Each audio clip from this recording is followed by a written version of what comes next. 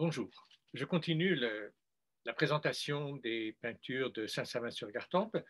Nous avons commencé par le porche qui présente donc un ensemble centré sur l'Apocalypse et nous avons commencé à décrypter les différentes scènes donc, qui se trouvent dans les arcs qui entourent le tympan de ce porche occidental. Et donc, la première scène que nous avons étudiée longuement est celle de la femme confrontée au dragon, de l'enfant sauvé et de Saint Jean, témoin de cette vision, donc l'origine même de l'écriture de l'Apocalypse. La deuxième scène qui apparaît donc au-dessus de ce combat de la femme et du dragon est celle du combat de l'ange contre les sauterelles, le fléau des sauterelles, qui fait partie des motifs les plus fréquents de l'illustration de l'Apocalypse. On voit donc un ange à gauche sonner de la trompe en direction d'un puits dont le couvercle est ouvert et du coup les sauterelles. Alors ce sont des animaux absolument mythiques, un peu fantasmagoriques ici, sortes de lions à tête d'homme, couronnés, néanmoins des lions ou des chevaux. Voilà, un peu difficile de caractériser l'animal. Il est ailé et ces sauterelles donc sortent du puits, des cercles de lumière. Un cercle de lumière apparaît au-dessus du puits qui signifie donc la présence de la divinité. Et sous les pieds des sauterelles, des hommes gisent écrasés par ces monstres, délivrés donc une sorte de ça fait allusion évidemment à toutes les plaies d'Égypte que les Hébreux ont subies quand ils étaient en captivité dans ce pays. C'est une reprise, hein, somme toute, avec d'autres formes, et ces animaux fantastiques expriment évidemment le mal le plus intense, dont la création est finalement délivrée, et cette trompe qui sonne indique donc une délivrance. Alors, il s'agit dans l'Apocalypse du chapitre 9, il est dit que le cinquième ange sonna de la trompe, donc c'est la cinquième trompette. Et c'est Saint Jean qui parle. Et je vis une étoile qui était tombée du ciel sur la terre. Alors c'est peut-être ce disque ici qui indique effectivement l'astre céleste avant qu'il ne tombe ou en train de tomber.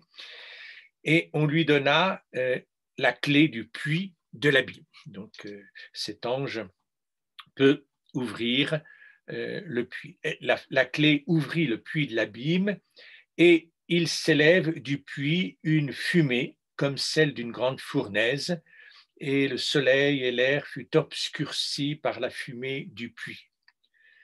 De cette fumée s'échappèrent sur la terre des sauterelles.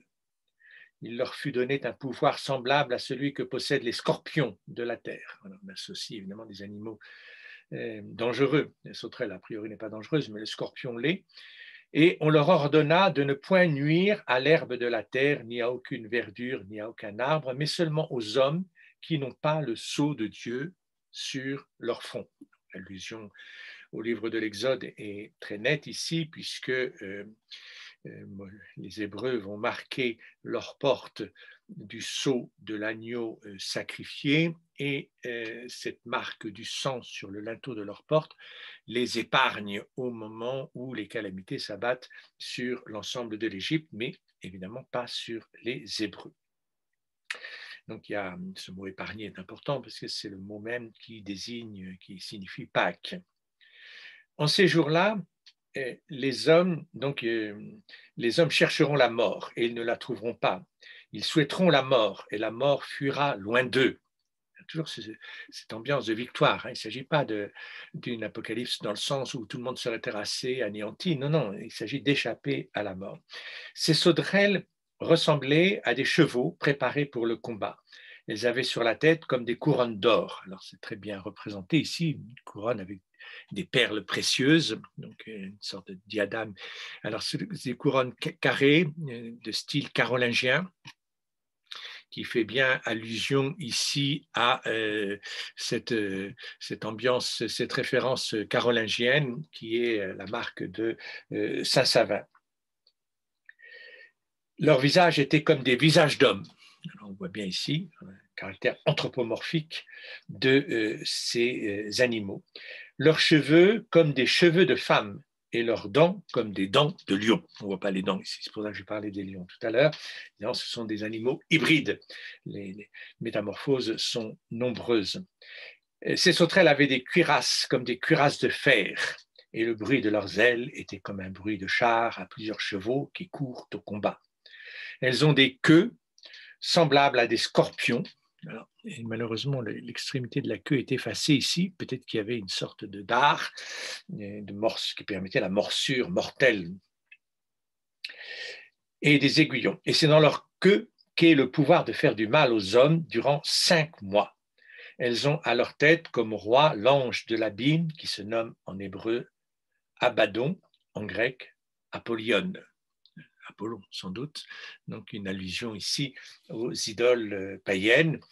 Alors voilà, donc on est dans une scène d'Apocalypse tout à fait typique, très imagée, très circonstanciée, en même temps avec plein de détails anthropomorphiques, des rapports avec des animaux, mais en même temps dans un monde totalement imaginaire. Le but, par cette sorte de parabole et de métaphore finalement, et de signifier très clairement la victoire sur le mal. Alors, une troisième image, je ne les donne pas forcément dans l'ordre de l'Apocalypse, mais dans l'ordre de la lecture du Porche. Et il s'agit ici de la 6e trompette. Donc toujours au chapitre 9, la scène des 4 cavaliers enchaînés. Alors ici, ce sont des anges, mais qui sont néanmoins enchaînés.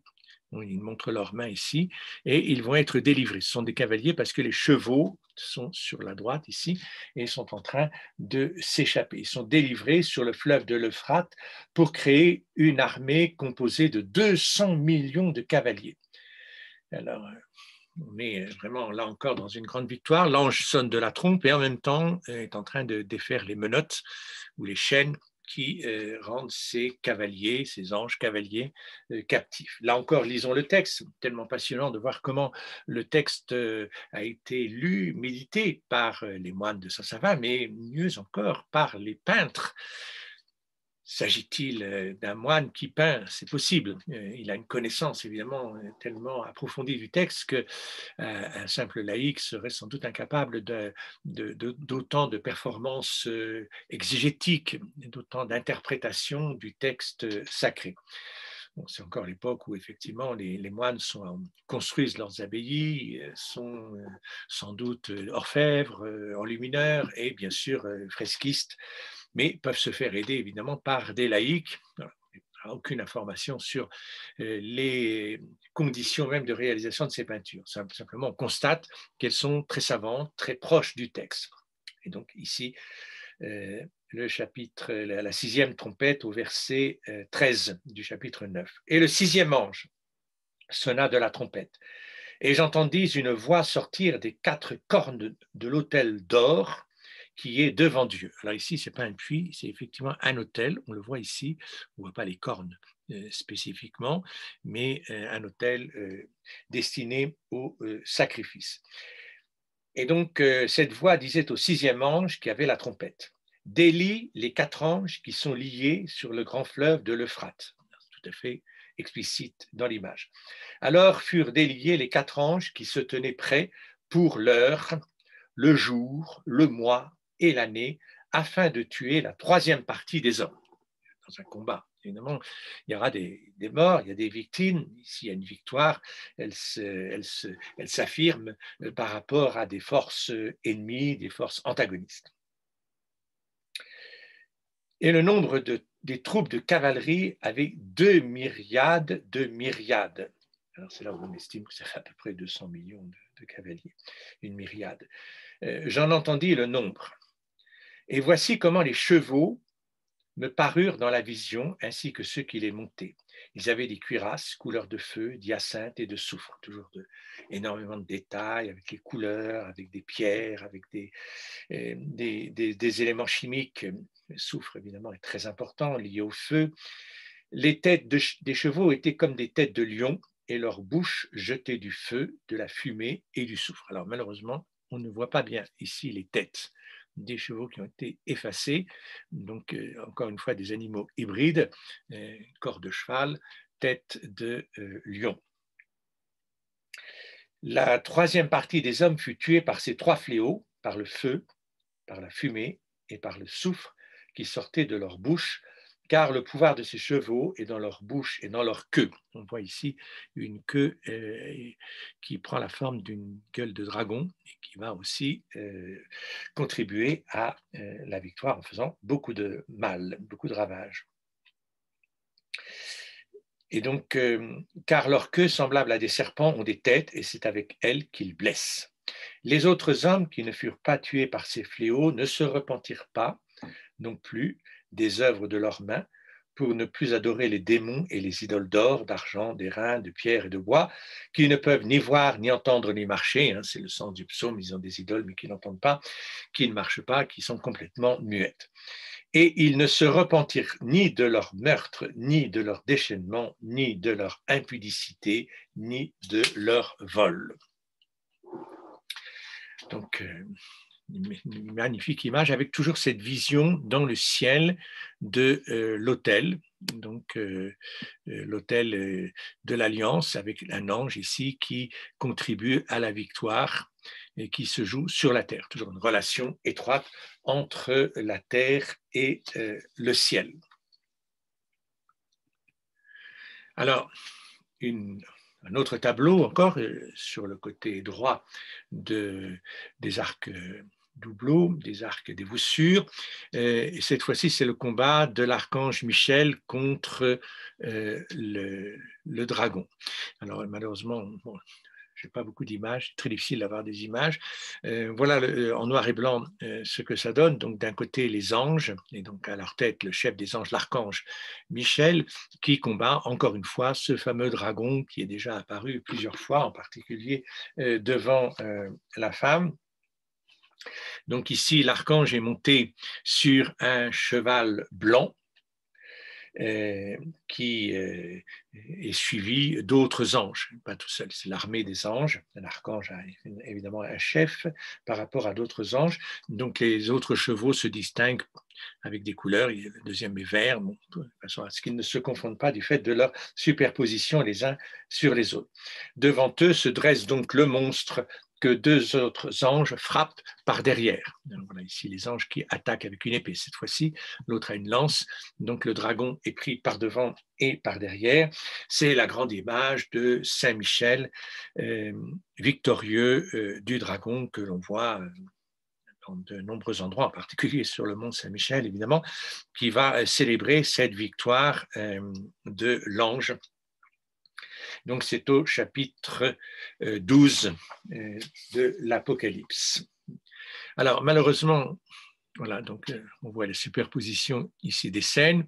Donc, ce sont les scènes du côté droit qui redescendent. Il y en a trois du côté droit, trois du côté gauche.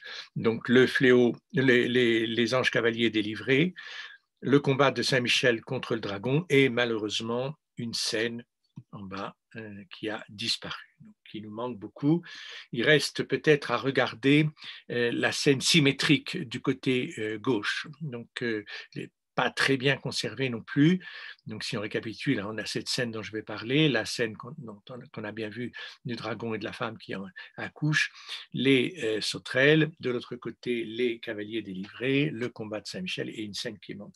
Alors de quoi s'agit-il ici dans cette scène première qu'on ne voit pas très bien ici? Voilà, je peux un peu augmenter, je n'ai pas beaucoup d'images très précises, elle est très effacée. C'est la Vierge entourée de deux anges, on voit les deux anges qui sont de part et d'autre de sa tête, des anges turiféraires, c'est-à-dire des anges qui l'encensent. À sa droite, ici, on aurait une figure qui pourrait être l'abbé de Saint-Savin, et à gauche, 4 figures. On voit les nimbes ici, 1, 2, et puis 3 et 4, mais les têtes sont un peu effacées, qui font allusion à des bienfaiteurs du lieu. Alors, premièrement, Charlemagne, suivi de son fils Louis le Pieux, suivi de Benoît d'Agnan. Benoît d'Agnan, c'est le moine bénédictin réformateur de l'ordre bénédictin à l'époque de Louis le Pieux. Son prénom est prédestiné puisque c'est un Benoît, mais ce n'est pas le Benoît de Nursie, fondateur des bénédictins, c'est le Benoît d'Agnan, mais qui va néanmoins remettre les bénédictins dans l'observance d'une règle plus rigoureuse. Et puis Guillaume V d'Aquitaine, qui est le fondateur, le bienfaiteur en tout cas, de l'abbaye. Donc cette scène serait une sorte de scène de titulature, les différents protagonistes qui ont permis à Saint-Savin de voir le jour et qui donnent lieu ensuite au récit de l'Apocalypse. Voilà, ce programme est donc extraordinairement dense. Hein, on a vu les anges, les apôtres, et puis les différentes scènes de l'Apocalypse.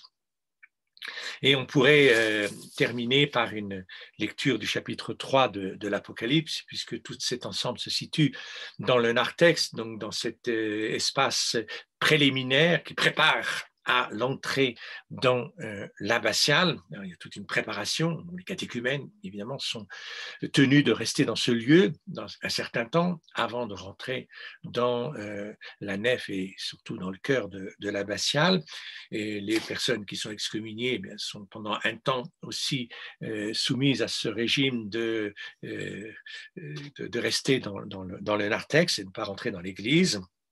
Donc on pourrait dire ce chapitre 3 au verset 20, « Voici que je me tiens à la porte et que je frappe », c'est Dieu qui parle, « si quelqu'un entend ma voix et ouvre la porte, j'entrerai chez lui et je dînerai avec lui et lui avec moi. » Très belle évocation ici du repas eucharistique qui va être célébré à l'intérieur de l'Église et qui donc suppose qu'on ouvre une porte. Alors, dans le texte, c'est Dieu qui se tient à la porte et si on frappe, eh bien, Dieu va rentrer dans cet édifice. Donc, c'est l'accueil même de Dieu qui se fait par cette démarche qui consiste à passer de l'extérieur à l'intérieur avec cet élément intermédiaire qui est le narthex, une démarche qui est une démarche de conversion parce qu'il s'agit effectivement de se préparer à ouvrir la porte avec la conviction que le combat mené est un combat victorieux. Donc voilà, ici, cet espace, il manque bien sûr toutes les peintures inférieures.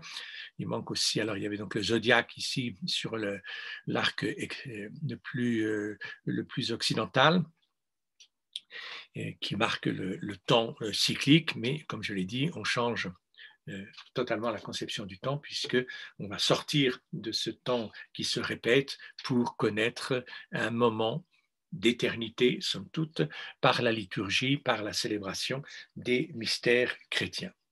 Donc il est temps d'ouvrir la porte. Nous ne sommes plus dans ce stade préliminaire de catéchumène, d'excommunié. Il nous revient de rentrer à l'intérieur de l'abbatiale. Alors je change complètement de dossier. Et donc, l'intérieur, évidemment, nous réserve une surprise considérable puisque la nef est donc entièrement peinte. Donc, ça devrait marcher. Voilà donc le plan avec ce léger désaxement dont on reparlera. Nous avons été un long moment ici et on passe la porte et on rentre à l'intérieur de la nef. Alors là, c'est un éblouissement total, relativement bien restitué ou conservé, en tout cas très bien restauré, puisqu'on voit un espace intérieur entièrement peint.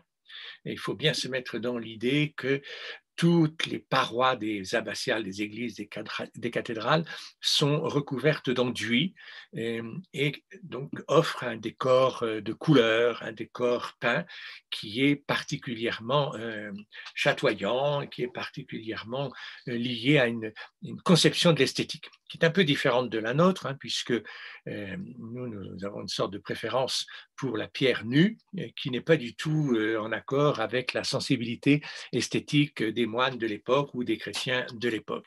Euh, bon, on aime bien la pierre nue parce que souvent ces enduits sont tombés, ils sont assez fragiles. Ce que l'on voit ici sont des restitutions, hein, du 19e et du 20e sur des modèles anciens, mais très très fidèles à l'état d'origine. On a la même sensation aujourd'hui dans la cathédrale de Chartres et dans beaucoup d'endroits parce qu'on est aujourd'hui très sensible à ces enduits du Moyen Âge. Alors, encore une fois, ils sont très difficiles à conserver, donc il faut les restaurer en permanence. Mais on voit ici sur cette image plusieurs peintures. Bien sûr que les colonnes elles-mêmes sont peintes un peu comme des faux marbres. Bon, il n'est pas question d'avoir des marbres dans le Poitou, on n'est plus dans les splendeurs de l'Antiquité romaine, donc on se contente d'un simili. Et donc, ces marbrures ici sont très, très, très astucieusement réalisées. Ensuite, on a les peintures des chapiteaux, alors un peu différentes. L'intérêt de peindre un chapiteau, c'est de bien faire ressortir le relief. On verra ça peut-être dans d'autres églises plus tard. Bon, ici, les chapiteaux ne sont pas très historiés parce que toute l'iconographie est reportée sur les peintures de la voûte. Et puis ensuite, un troisième aspect qui nous surprend, qui est cet appareillage ici, qui est soigneusement dessiné avec donc une géométrie assez rigoureuse. Bon, tout le monde parle aujourd'hui de faux appareillages. Je suis un des seuls à dire que cet appareillage est le vrai appareillage. Alors, non pas celui de la pierre qui est recouverte ici par l'enduit, mais celui que l'on veut faire apparaître. Qu'est-ce qu'on veut faire apparaître? C'est évidemment l'appareillage parfait de la Jérusalem céleste, cette Jérusalem idéale qui descend du ciel pour s'installer sur la terre. Et donc, il n'est pas question à ce moment-là de montrer une quelconque imperfection qui serait le fait de la terre.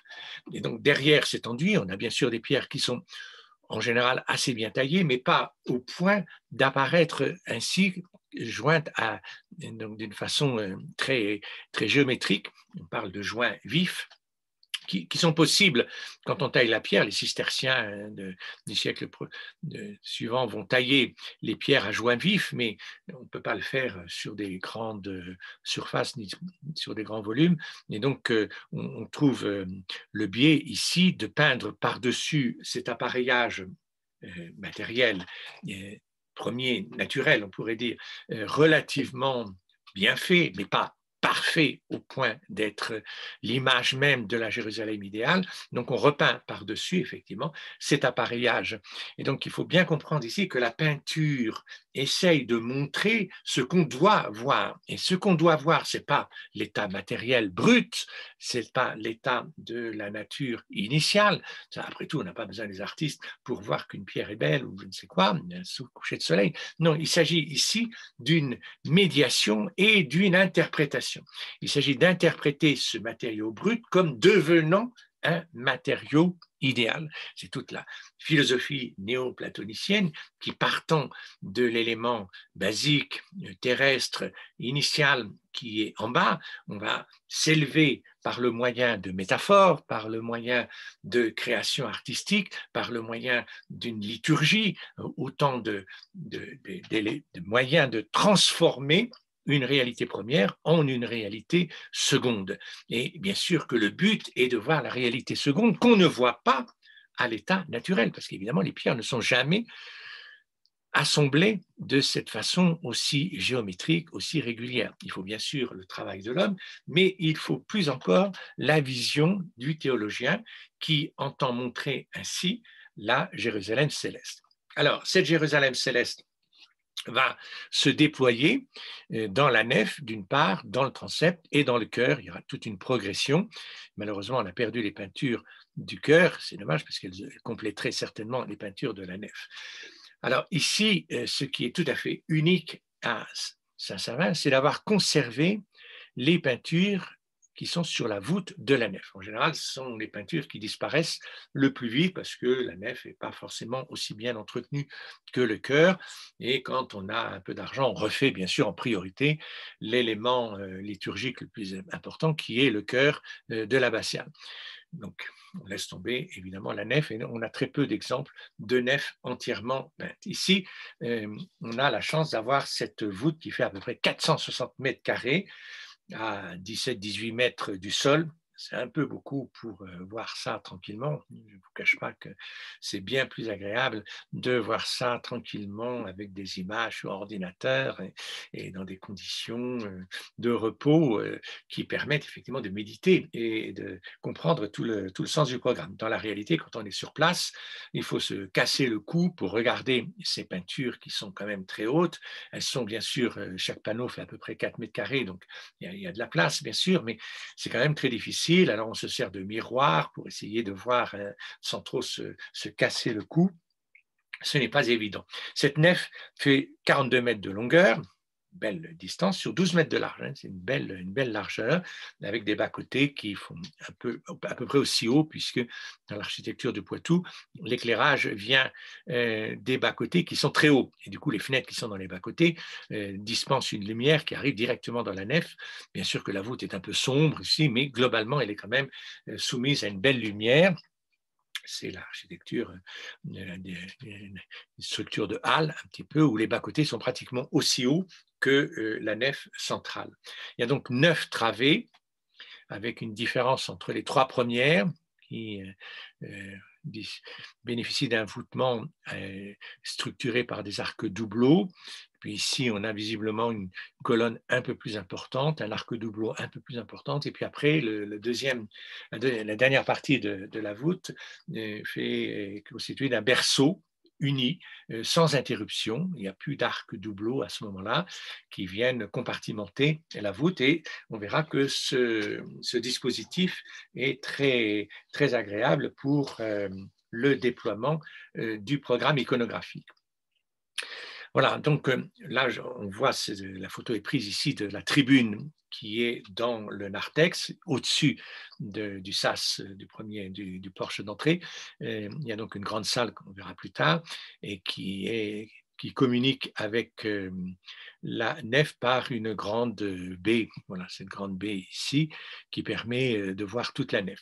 C'est évidemment un élément liturgique très important parce que de cette tribune, on peut non seulement bien voir les peintures, mais aussi avoir des dialogues entre les moines qui sont restés dans le chœur, les moines qui sont dans la nef, les moines qui sont dans la tribune.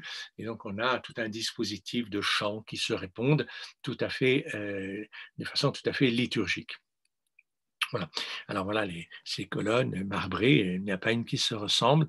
Bon, c'est une hypothèse, mais on a quand même quelques traces. Hein. On a suffisamment de traces archéologiques pour refaire quasiment à l'identique. C'est sans doute mieux fait qu'à Issoire, parce que Issoire est une église qui a été peinte au 19e, donc les peintures ne sont pas exactement aussi fidèles peut-être à l'original. Alors, le premier problème qui est posé, c'est évidemment comment lire ce défilement de scènes qui sont disposées donc sur 4 registres. Vous voyez que la voûte est séparée ici par une bande centrale qui délimite donc sur le côté nord, à notre gauche, 2 registres superposés et sur le côté sud, 2 nouveaux registres superposés. Alors, comment lit-on ces images? C'est bien sûr que la première difficulté est de connaître la clé d'organisation de ce cycle narratif qui est consacré ici à la Bible, plus exactement au Pentateuque, c'est-à-dire les 5 premiers livres de la Bible, plus exactement encore le récit de la création, puis ceux des patriarches Noé, Abraham, Joseph, et on termine par Moïse.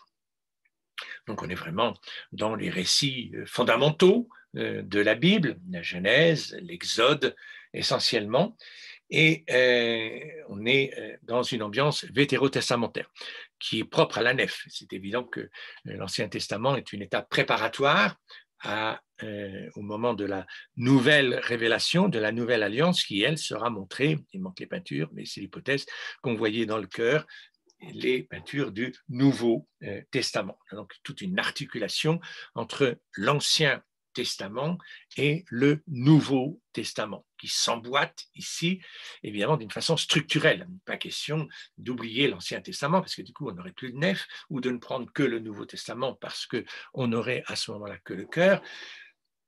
On a des textes très anciens de Maxime les Confesseurs qui montrent bien que les deux parties s'emboîtent pour constituer l'ensemble de la révélation. L'ensemble de la révélation est faite de l'Ancien Testament et du Nouveau Testament, comme une église est faite de la nef, qui est l'espace plus réservé aux laïcs, aux frères, enfin bon, un peu moins les moines, ça dépend, comme s'ils sont très nombreux, ils peuvent des fois déborder sur la nef, mais en général, ils se tiennent dans le cœur, et à ce moment-là, le cœur est plutôt réservé au moment de la célébration, donc l'Eucharistie, donc la révélation de la présence du Christ dans cette histoire. Mais cette présence du Christ ne supprime pas les éléments de l'histoire ancienne qui sont posés ici comme les bases de la célébration de la Nouvelle Alliance. Donc l'un ne va pas sans l'autre, et l'image de l'architecture est très précieuse pour voir que les deux sont absolument liés. Alors voilà, toutes ces petites scènes, hein, on est un peu comme devant les vitraux, par où commencer, comment ces scènes s'enchaînent les unes les autres, tout ça est bien difficile. Alors on peut faire des différents schémas, c'est très compliqué de faire un schéma parce que ces peintures sont situées en hauteur, sur la voûte. Et donc si vous projetez la voûte sur un plan que vous regardez par au-dessus, alors que la voûte, vous la regardez par en dessous, c'est difficile de se repérer. Bon, tout le problème du rapport entre ce qui est sur une carte et puis la réalité. Déjà, pour beaucoup de personnes, c'est très difficile de savoir si, regardant la carte, je dois tourner à droite ou je dois tourner à gauche. Ici, regardant ce plan, où est le nord, où est le sud, où est l'est, où est l'ouest, évidemment, il faut se situer. Donc, il faut considérer ici que les peintures partent de l'ouest à gauche et vont vers l'est à droite. Alors, pour la clarté des choses, je les ai un peu redessinées moi-même. Le problème ici, pour comprendre toute l'organisation, c'est de faire l'impasse sur les lacunes. Bien sûr que les trois premières travées, vous voyez ici, sont très lacunaires. À vrai dire, les peintures ont été en général déposées. Il en reste une ici.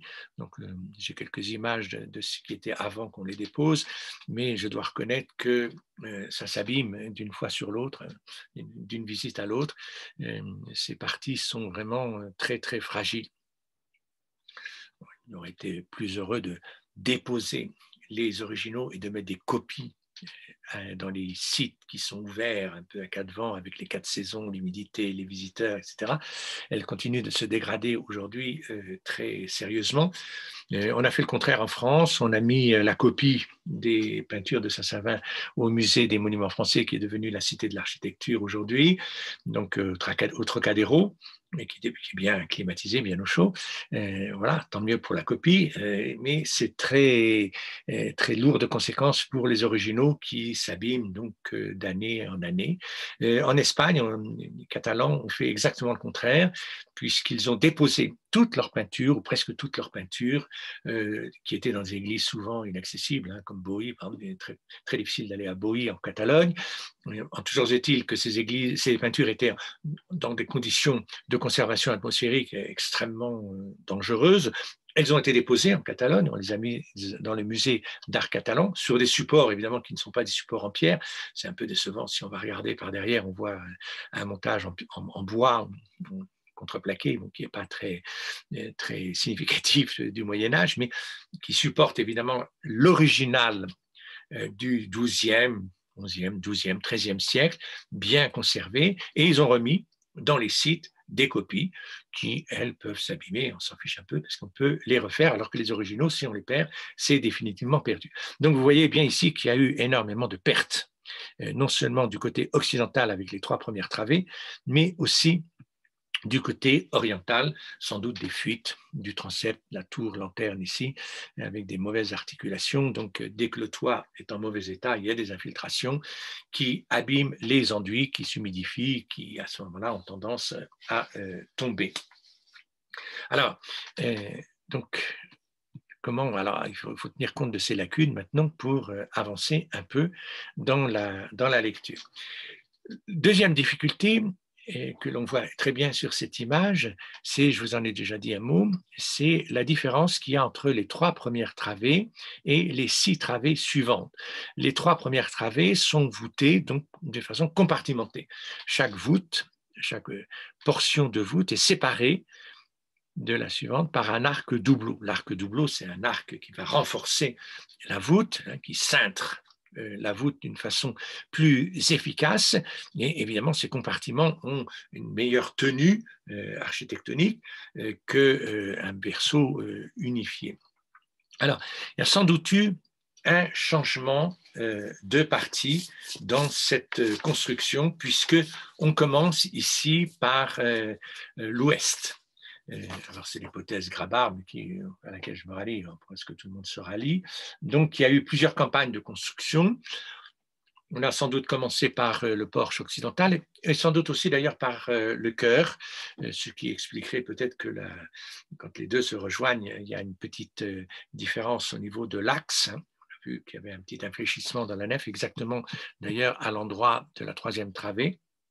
Donc, toujours est-il que pour la nef, on commence par construire des travées séparées par des arcs doubleaux, et puis à un moment donné, c'est forcément une époque postérieure, on abandonne les arcs doubleaux et on dispose à ce moment-là d'un berceau uni, et qui est bien plus agréable à illustrer puisqu'on n'a plus les séparations qui compartimentent les scènes. Alors, il semble qu'on ait commencé à peindre d'une certaine manière en tenant compte des arcs doubleaux, et puis après, on a été libéré de ces arcs doubleaux. Ce qui fait qu'il y a évidemment un changement un peu de partie, parce que le sens de lecture dans les arcs, dans les compartiments, sont contraints par justement l'arc doubleau. Il est difficile d'avoir un sens de lecture horizontal. On est tenté d'avoir un sens de lecture doubleau par doubleau. Une fois que les compartiments disparaissent, on peut avoir un sens de lecture longitudinal beaucoup plus continu, sans interruption, et donc on est plus dans le style d'une grande fresque au sens moderne du terme, enfin d'un grand déploiement d'images qui s'enchaînent les unes les autres, un peu comme la broderie de Bayeux finalement, qui offre exactement le même dispositif, sauf qu'il y a un seul bandeau qui présente les 50 mètres. Ici, on a plusieurs registres. Alors, on va falloir savoir qu'est-ce qu'on fait quand on arrive au bout d'un registre. Est-ce qu'on commence le deuxième registre? Par où on le commence? Est-ce qu'on commence par le nord? Est-ce qu'on commence par le sud? Tout cela est assez compliqué. Il est vraisemblable que les fresquistes travaillent en même temps que les bâtisseurs.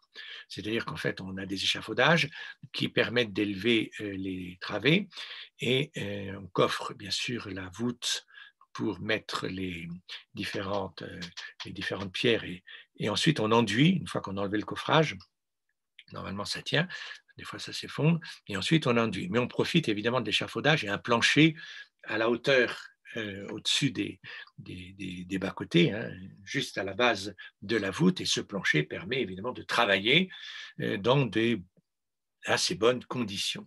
Alors, on n'échafaude pas comme ça pour le plaisir, parce que l'échafaudage est une chose compliquée. Donc, une fois qu'on a réalisé la maçonnerie et la structure donc en pierre, eh bien, les fresquistes interviennent d'abord pour enduire et puis ensuite pour peindre sur des enduits donc frais. Alors, soit, j'ai déjà parlé des enduits l'année dernière, soit des enduits totalement frais, à ce moment-là c'est la fresco, c'est la vraie technique de la fresque, soit mezzo fresco à moitié, c'est-à-dire qu'on les réhumidifie dans un deuxième temps, ce qui permet de travailler non pas dans la rapidité du séchage de la fresque, hein. La fresco c'est ce qui est frais, donc encore humide, et tant que c'est humide on peut travailler, mais dès que c'est sec on ne peut plus travailler.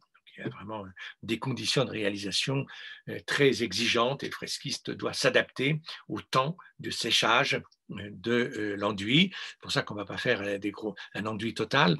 On fait enduit partie par partie et on peint une fois que l'enduit est posé, on peint par-dessus tant qu'il est encore frais, c'est-à-dire qu'on rajoute des éléments de chaud qui contiennent des pigments colorés avec des pinceaux, des spatules, etc. Et on obtient à ce moment-là les différentes couleurs, les différents personnages et les différentes scènes. Alors, voilà, donc il y a plusieurs plans. Je vous souhaite bien du plaisir pour comprendre exactement comment il faut lire ici. Voilà, moi j'en ai fait un autre. Alors j'espère qu'il est plus clair. Voilà, donc voilà. Alors j'ai dessiné donc la bordure, la séparation sommitale qui va d'ouest en est. Et puis donc les 4 régies. Il faut imaginer que l'on voit cette voûte par-dessus. Si on la voyait par-dessous, elle serait différente. Ce n'est pas du tout évident de faire le plan. Donc, ici, on est bien du côté nord.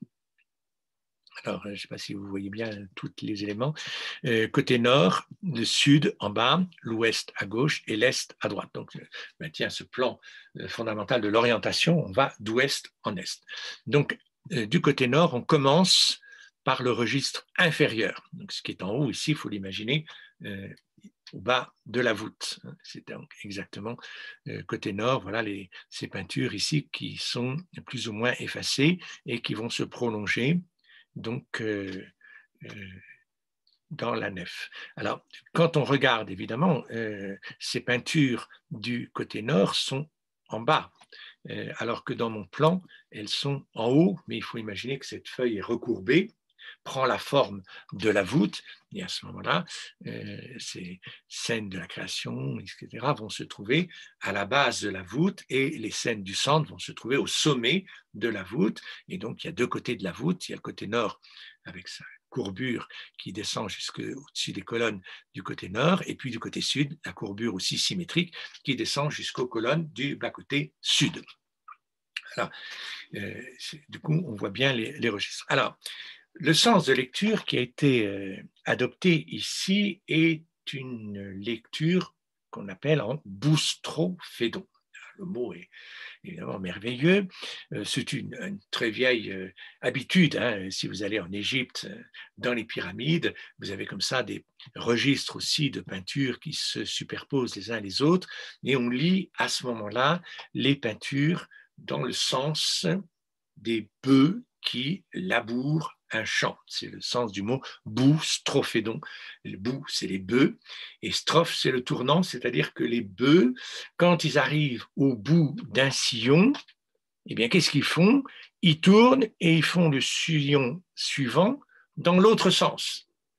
Évidemment, ils vont parvenir comme ça au début du champ par où ils ont commencé. On fait encore aujourd'hui avec un tracteur, c'est la même chose, mais on appellerait ça un tractostrophédon. C'est pas très beau. Il vaut mieux garder nos bœufs de l'Antiquité. Et donc, quand le laboureur arrive au bout du champ, il repart dans l'autre sens, ce qui fait d'ailleurs que les sillons de la terre, le soc va verser la terre dans l'autre sens, ce qui fait une très jolie alternance dans un champ labouré. Si vous regardez bien, les sillons alternent en fonction de versoir du soc qui a mis la terre à droite ou la terre à gauche. Alors, on repart dans l'autre sens. Voilà, donc admettons là ici par exemple, voilà, j'ai fait un premier sillon et je repars dans l'autre sens pour faire le deuxième sillon et ainsi de suite. Donc c'est pas du tout comme une machine à écrire, hein, les anciennes machines à écrire, Remington, etc. Quand on arrivait au bout de la ligne, évidemment, schlac, il y avait un grand geste avec le chariot qui permettait de ramener le chariot à gauche. Ça, c'est la mode d'écriture des écrits, des livres où effectivement, quand on arrive au bout de la ligne, on repart pas dans l'autre sens. À vrai dire, le boustrophédon est très adapté à la disposition des images parce que les images s'enchaînant, on est tenté évidemment de les lire les unes après les autres et non pas de revenir à la ligne comme si c'était un texte. Une attitude très différente de la lecture de l'écriture et de la lecture des images. Alors, ici, visiblement, on a des allées et des retours. Mais c'est un peu plus compliqué que ça parce que le boustrophédon, ici, n'est pas régulier. Alors, non seulement le boustrophédon n'est pas régulier, J'espère que vous suivez toujours, hein, vous n'êtes pas perdu dans le champ avec les corbeaux qui sont en train de manger tous les grains de blé qui sont disposés qui viennent d'être semés. Il s'agit d'être concentré. Alors voilà, donc au début, dans ces 3 premières travées, vous voyez, je les ai dessinées ici, donc la partie occidentale, 3 premières travées, après on abandonne, on n'a plus de travées. Donc dans les 3 premières travées, il semble qu'on ait utilisé un boustrophédon travée par travée. Donc compartiment inférieur, compartiment supérieur, compartiment supérieur, compartiment inférieur, compartiment inférieur, compartiment inférieur, compartiment supérieur. Et il se trouve qu'à partir du moment où il n'y a plus d'arc doubleau, à ce moment-là, le fresquiste s'est senti un peu libre pour se dire, ben, après tout, je vais continuer sur le registre qui s'offre à moi d'une façon continue.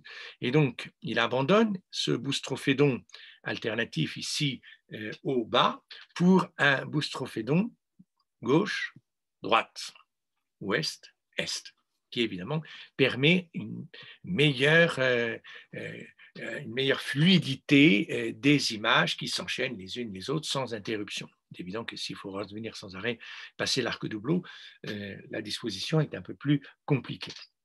Alors, troisième difficulté, c'est que non seulement il y a des arcs doubleaux qui disparaissent, bon, mais il y a un programme, évidemment, qui certainement commence par le début au nord, mais qui va se terminer au sud. Et donc, quand on peint les compartiments du nord, alors c'est facile, c'est la création. Donc, on verra la création d'Ève, la création du soleil et de la lune, végétaux, la création d'Ève, la faute, etc.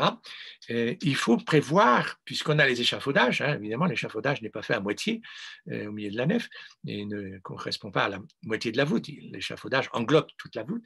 Il faut prévoir, il faut commencer à peindre les scènes qui vont être à la fin du programme. Et donc, ça suppose une vision d'ensemble. Donc, le fresquiste, quand il commence, il fait évidemment les premières scènes, c'est assez facile, mais il fait aussi les dernières scènes. Il faut donc qu'il ait une vision très claire du programme d'ensemble qui fait qu'il va à ce moment-là peindre de l'autre côté des scènes consacrées à Abraham et qui sont donc très différentes des scènes consacrées à la Genèse, à la création d'Adam et Ève. Alors, c'est les conditions de travail. On avait dit ça, j'avais dit ça à propos de Noam Wick, hein, rappelez-vous, le fresquiste commence par le mur gauche, c'est-à-dire par la fin de l'histoire, parce qu'en fait, ces peintures se recouvrant les unes les autres, il faut qu'il puisse mettre la dernière peinture visible, donc après avoir peint les dernières.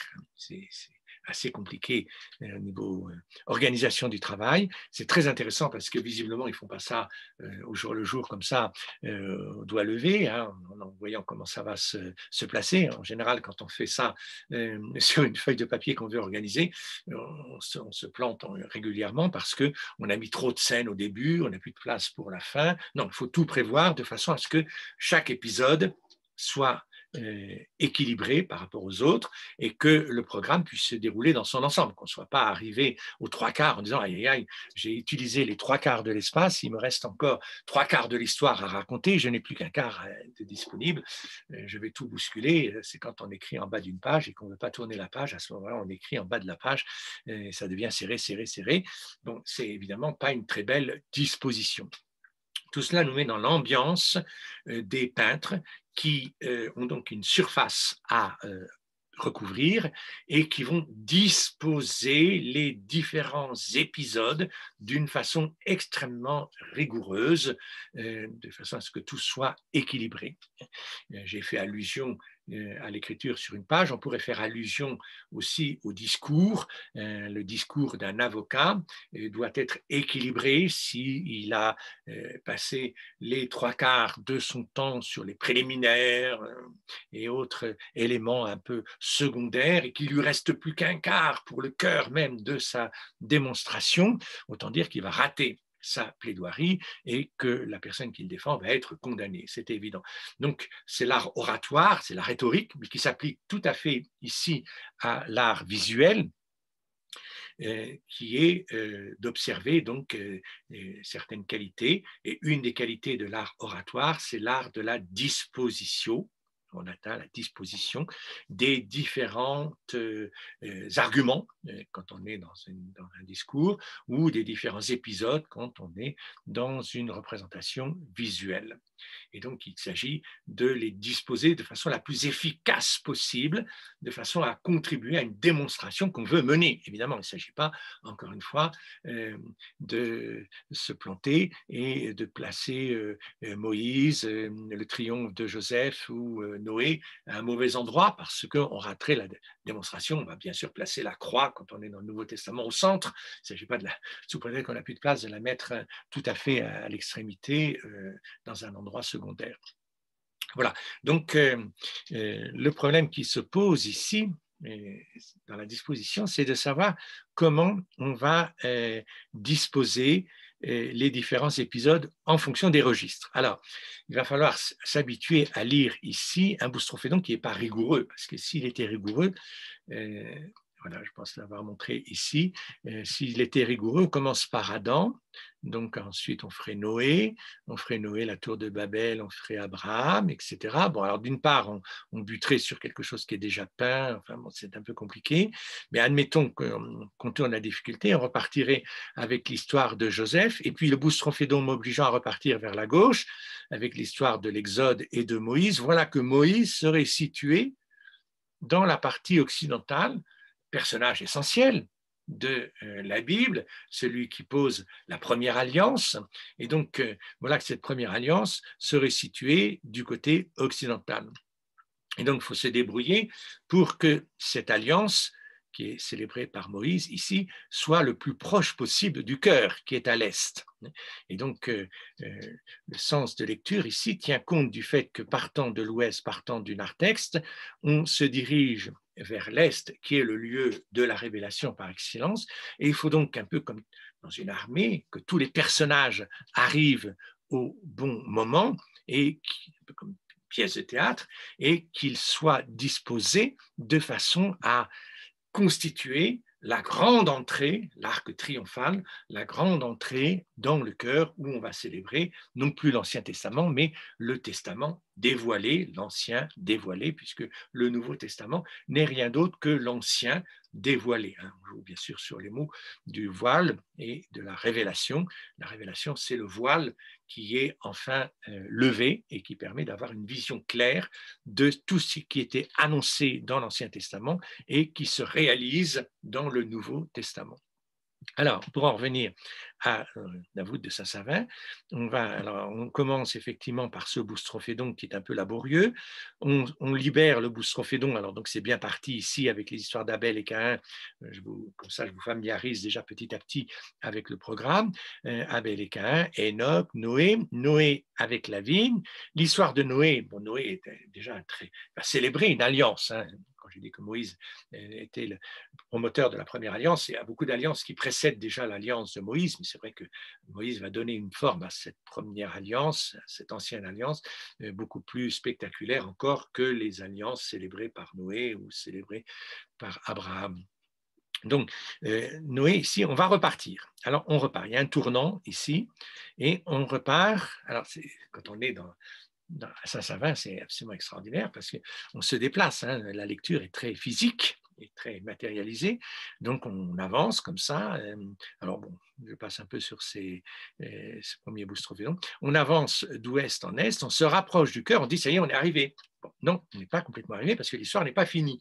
Et donc, l'histoire de Noé en particulier, et avec l'histoire du vin, tourne mal, si je peux dire. C'est vraiment le tournant ici, puisqu'il y a l'ivresse de Noé qui va donner lieu à la malédiction de Cham, et ensuite c'est la tour de Babel, donc tout ça se développe d'une façon très négative. Abraham pourrait être positif, mais le problème d'Abraham, c'est qu'il est en but avec Lot, dont il se sépare, avec des rois qui menacent complètement son peuple. Et donc on arrive effectivement ici à l'ouest, on est un peu revenu au point de départ d'une certaine manière, et on a une nouvelle promesse qui va être faite. Bon, malheureusement, les scènes sont effacées, mais je pense qu'on devait voir à ce moment-là Abraham, on voit Melchisédek, Abraham et les trois anges, l'annonce de la naissance d'Isaac, et donc on repart avec Isaac. Isaac, c'est un nouvel Adam, d'une certaine manière. Et donc, la mort d'Abraham, après, il y a Jacob, voilà, donc on progresse, et repasse un peu sur les détails, Jacob et Ésaü qu'on ne voit pas, mais on voit Jacob, père de Joseph. Et donc, c'est l'histoire de Joseph ici qui se déploie sur ce registre, donc, qui est du côté sud. Joseph qui est fait prisonnier par ses frères, alors on est encore dans la partie un peu négative, qui est vendu à un général égyptien, mais il y a tout l'épisode de la femme de Potiphar, Joseph qui était jeté en prison, mais qui est délivré par Pharaon, et Joseph qui va devenir l'interprète des rêves de Pharaon et qui va sauver le peuple égyptien en prévoyant donc les années, pendant les années d'abondance, les fameuses années de disette qui vont succéder.